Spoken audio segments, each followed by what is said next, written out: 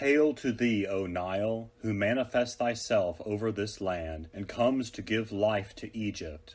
Mysterious is thy issuing forth from the darkness on this day whereon it is celebrated. Watering orchards created by Ra, giving life to all cattle and drink to the earth. Hail to thee, O Nile, inexhaustible one.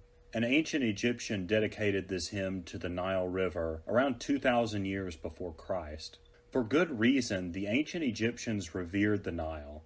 Without its life-giving waters, most of Egypt would be swallowed up by the Sahara Desert.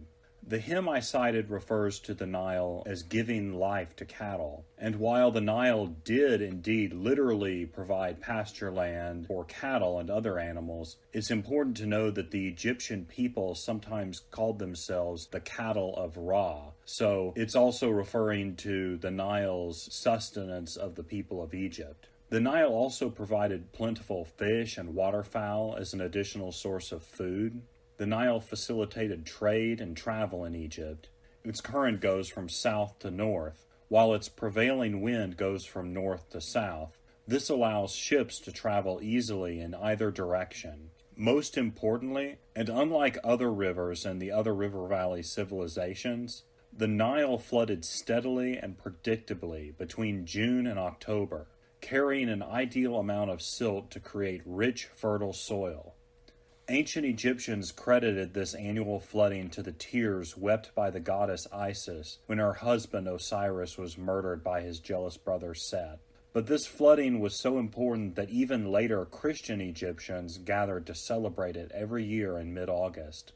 Closely associated with the Nile is Hapi, the god of the Nile's flooding. Although male, he's portrayed as androgynous, having female characteristics to signify fertility. Often he has blue or green skin to represent the Nile's waters, and is accompanied by various river creatures like frogs or crocodiles.